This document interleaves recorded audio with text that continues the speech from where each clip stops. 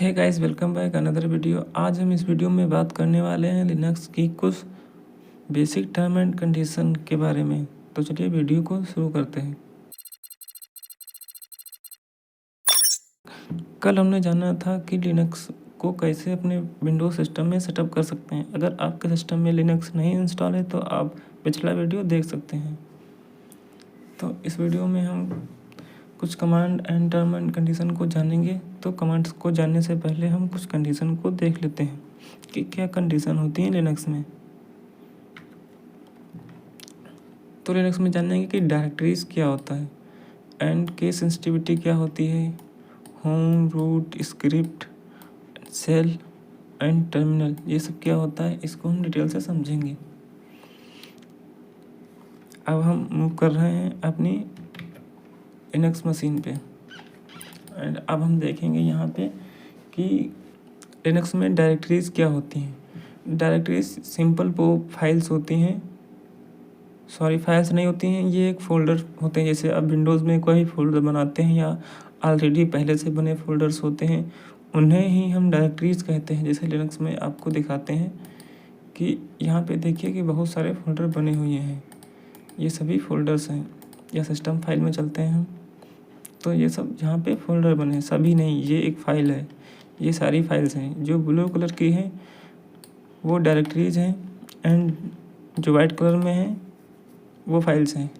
अब इन्हें हम डिटेल से कैसे पता कर सकते हैं, ये बिगनर्स के लिए है। तो सिंपली अपनी लिनक्स टर्मिनल पे आ जाएंगे एंड फॉन्ट साइज को थोड़ा बड़ा कर लेते हैं।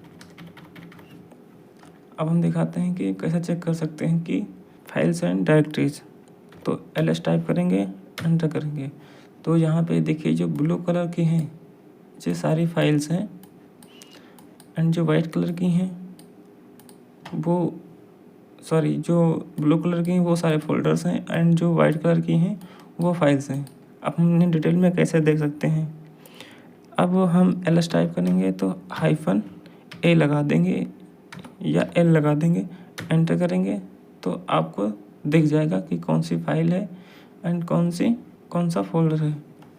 तो जिसके सामने d लिखा है वो एक डायरेक्टरी यानी कि एक फ़ोल्डर है, जिसके सामने ये हाइफन का डंडा है ये एक फाइल है। इसके पास कौन कौन सी परमिशंस हैं, एंड उसे हम आगे आने वाली वीडियोस में देखेंगे कि परमिशन क्या होती हैं। अभी इतना जान लो कि फाइल एंड फोल्डर क्या होता है। डायरेक्टरी के सामने डी होता है, DRWX, read write and executable permissions जो होती हैं, और कुछ नहीं होता है। इन्हें आने वाली वीडियोस में देखेंगे। तो डायरेक्टरीज तो हो चुका। अब हम नेक्स्ट टॉपिक में मूव करते हैं कि केस सेंसिटिविटी लिनक्स में क्या होती है। तो सिंपली हम इसे क्लियर करते हैं। जैसे मैंने अभी एक कमांड आपके सामने लिखी थी ls, एंड मैंने इसे एंटर किया था तो ये कुछ आउटपुट आया था। एंड मैं अगर इसी कमांड को पहला लेटर अगर मैं इसका कैपिटल कर देता हूँ एंड सेकंड स्मॉल कर देता हूँ तो मुझे एक प्यारा सा एरर देखने को मिलेगा, कमांड इज नॉट फाउंड। तो यहाँ पे देखिए सेम यही एरर आ गया है इसका। तो इसी को हम कहते हैं केस सेंसिटिविटी। विंडोज़ में ऐसा कुछ नहीं होता है। अगर मैं यहाँ पे सिंपली सर्च करता हूँ cmd एंड इसे रन करता हूँ तो आप यहाँ पे देखेंगे, अगर मैं यहाँ पे लिस्ट डायरेक्टरी करना चाहूँ तो यहाँ पे सिंपली कमांड होती है dir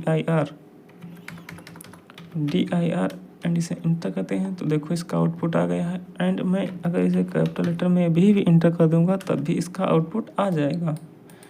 या कोई दूसरी कमांड लेते हैं,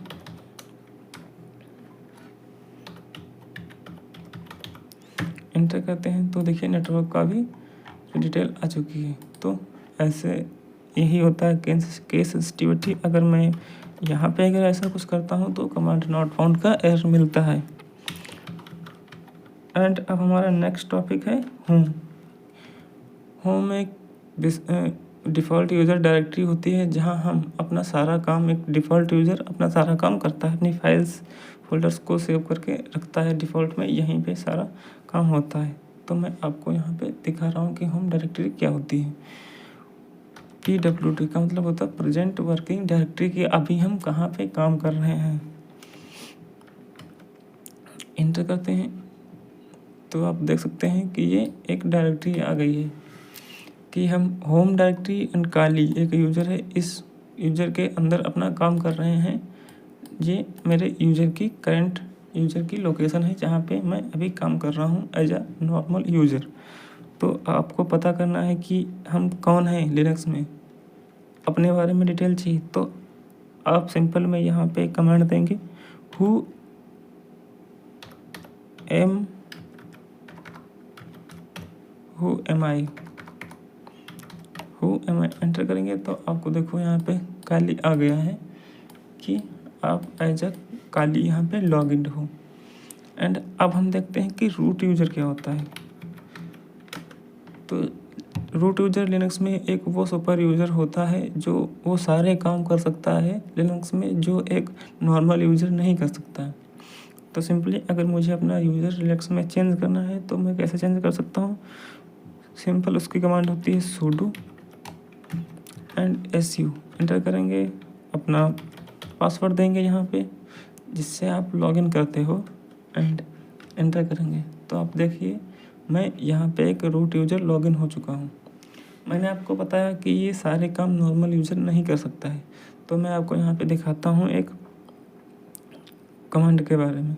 जैसे अगर मुझे यहाँ पे अपने नेटवर्क में कितने लोग हैं हमारे नेटवर्क में कनेक्टेड है सेम नेटवर्क से अगर पता करना है तो ये एक नेट डिस्कवर कमांड होती है। अगर मैं इसे इंटर करता हूँ तो आप देखिए ये कमांड रन हो गई है एंड इसका आउटपुट भी शुरू हो गया है आना। दूसरा टर्मिनल ओपन करते हैं। अब यहाँ पे देखते हैं इसी कमांड को रन करके नेट डिस्कवर एंड एंटर करेंगे तो देखिए you must be root to run this, यानी कि आप जब रूट यूजर होंगे तभी आप इसको रन कर पाएंगे। तो इसे अब हम कैंसिल करते हैं। अब हमारा नेक्स्ट टॉपिक था कि रूट यूजर हमने देख लिया, होम भी देख लिया। अब हमारा नेक्स्ट टॉपिक था स्क्रिप्ट। अब हम देखेंगे स्क्रिप्ट क्या होता है। तो स्क्रिप्ट कोई बड़ी चीज़ नहीं होती है फिलहाल, ये एक सेट ऑफ कमांड होती है।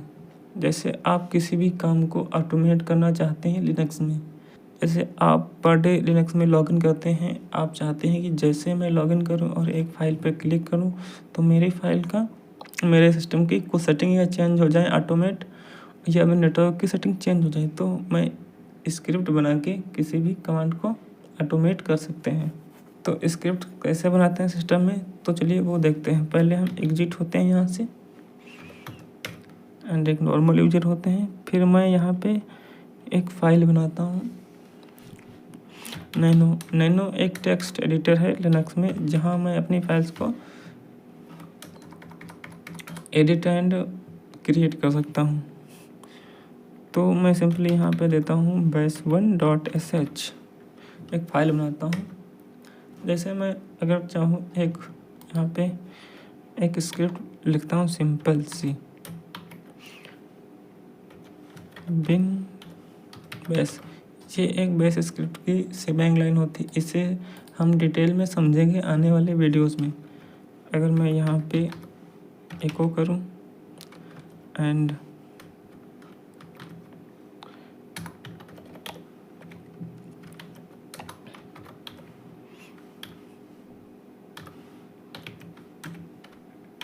यहाँ पे मैं कुछ लिखता हूँ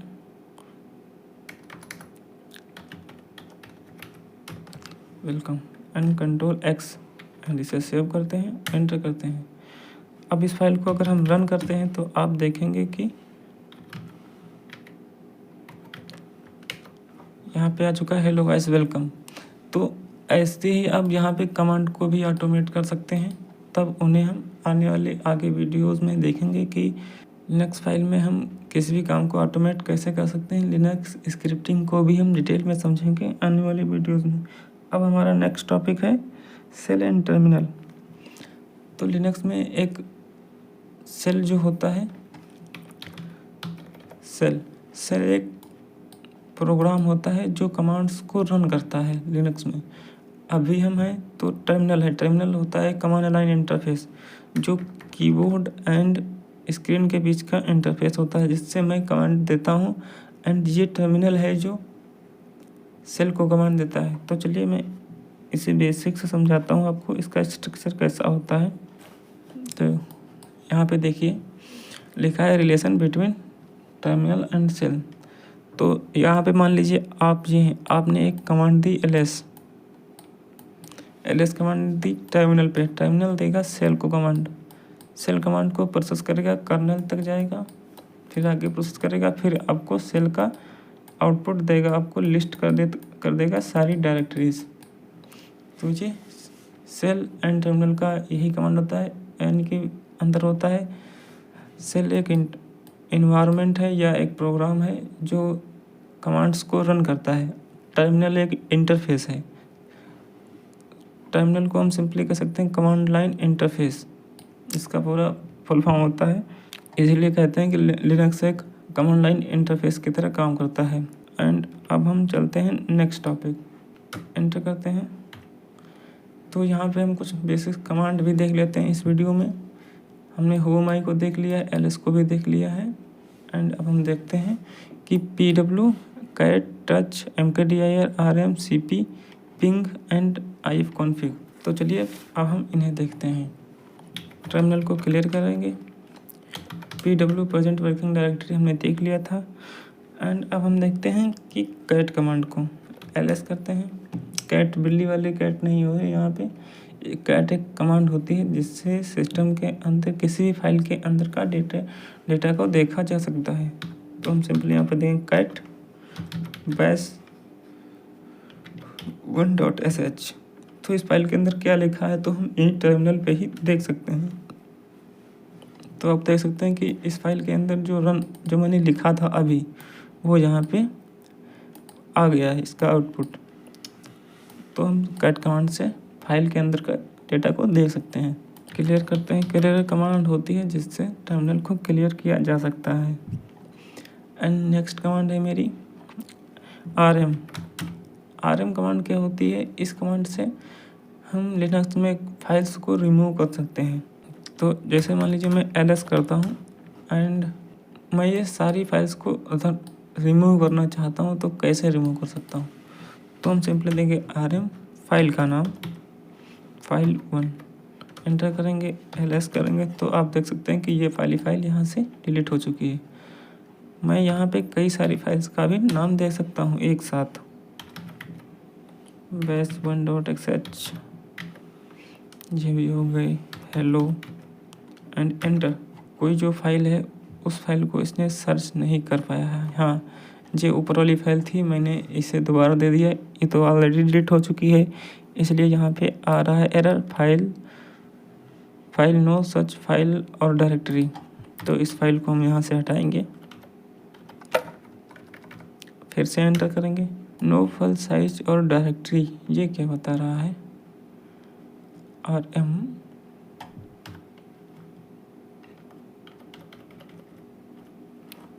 rm-rf फोर्सफुली रिमूव करके देखते हैं एक बार। हाँ, तो देखिए ये सारी फाइल्स फोर्सफुली रिमूव हो जाएगी। rf का मतलब होता है फोर्सफुली, अगर आप मतलब कोई कुछ फाइल्स होती हैं जो डिलीट नहीं होती हैं, तो आप उन फाइल्स को फोर्सफुली रिमूव कर सकते हैं। तो देख सकते हैं कि ये सारी फाइल्स भी रिमूव हो चुकी हैं। तो आप इस कमांड को नोट कर सकते हैं। एंड नेक्स्ट कमांड क्या थी मेरी, कैट भी हो गया। अब टच को देखते हैं, touch mkdir, cp, ping, ifconfig। अब हम देखते हैं कि किसी भी हम डायरेक्टरी या फोल्डर को कैसे बना सकते हैं लिनक्स पे। तो उसके लिए सिंपली हमें कमांड देनी पड़ती है mkdir एंड फाइल का नाम, जैसे मैं फाइल का नाम दे रहा हूँ xyz1 एंड मैं इसे एंटर करूँगा, ls करूँगा। तो आप देख सकते हैं कि यहाँ पे ये फाइल आ चुकी है xyz1 नाम से, फोल्डर यहाँ पे बन चुका है। अब हम cd कमांड से किसी भी फाइल के अंदर मूव कर सकते हैं। cd स्टैंड फॉर होता है चेंज डायरेक्टरी। ls करेंगे, अब हम यहाँ पे किसी भी फाइल को क्रिएट कर सकते हैं। टच से हम किसी भी फाइल को लिनक्स में क्रिएट कर सकते हैं। जैसे मैं यहाँ पर मान लीजिए एक फाइल को क्रिएट कर रहा हूँ cell.sh, मैं इसे एंटर कर रहा हूँ एंड ls करता हूँ। तो देखिए यहाँ पे ये फाइल क्रिएट हो चुकी है। आप देख सक रहे हैं कि यहाँ पे एक लोकेशंस डायरेक्टरीज का नाम आ रहा था, बल्कि यहाँ पे मेरा नाम नहीं आ रहा था।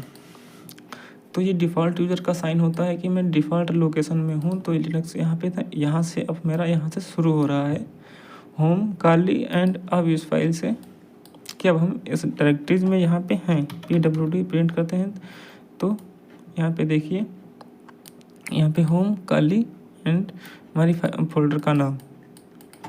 अब इससे अगर मुझे बैक आना है तो कैसे बैक आ सकते हैं, तो cd डॉट करेंगे, एंटर करेंगे तो अब देख सकते हैं कि हम बैक आ चुके हैं अपने प्रेजेंट वर्किंग डायरेक्टरी पीछे, जहाँ पे मैं पहले काम कर रहा था। नेक्स्ट कमांड है हमारी cp। किसी भी फाइल को कैसे कॉपी कर सकते हैं, जैसे मान लीजिए मैं यहाँ पे मान लीजिए मैं एक फ़ाइल बनाता हूँ, सेल नाम की, एंटर करता हूँ, ls करता हूँ, तो यहाँ पे ये फाइल है। इस फाइल को हमें इस कॉपी करना है इस वाले फोल्डर में, तो इसे कैसे कर सकते हैं, तो cp देना है, फाइल का नाम देना है, सेल एंड लोकेशन,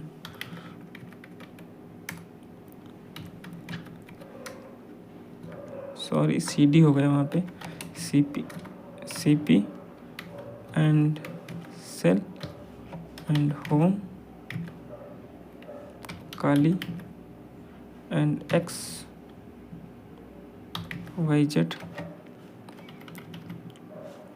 मैं फाइल का नाम दे देता हूँ सेल1, एंटर करेंगे। Can not no such file और डायरेक्टरी, cp एंटर। तो देखिए ls करते हैं कि ये जो फाइल थी यहाँ पे भी एक फाइल है एंड ये फाइल इस फोल्डर में भी कॉपी हो जाएगी। cd करते हैं, XYZ करते हैं, एंटर कर ls करते हैं, तो देखिए यहाँ पे ये फाइल आ चुकी है। मैंने पहले फाइल क्रिएट की थी, ये अभी मैंने फाइल इसमें कॉपी की है। अब नेक्स्ट तो हमारी कमांड थी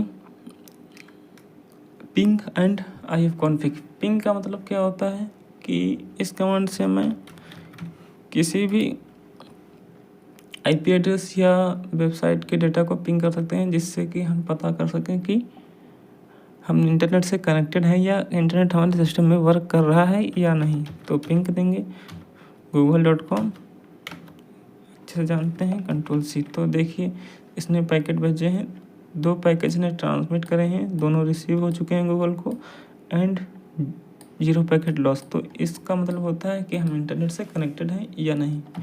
एंड ifconfig का एक कमांड होती है, इससे हम इंटरफेस कॉन्फ़िगरेशन यानी कि अपने नेटवर्क कॉन्फ़िगरेशन देख सकते हैं कि हमारे सिस्टम का IP एड्रेस क्या है एंड बाकी और चीज़ें।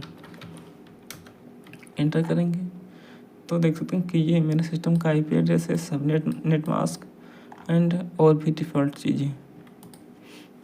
तो इस वीडियो में बस इतना ही। अगर ये वीडियो आपको थोड़ा भी हेल्पफुल लगा हो तो चैनल को सब्सक्राइब करें, वीडियो को लाइक करें एंड कहीं भी कुछ चीज़ बताने में अगर मिस्टेक हो गई हो तो कमेंट में ज़रूर टाइप करें।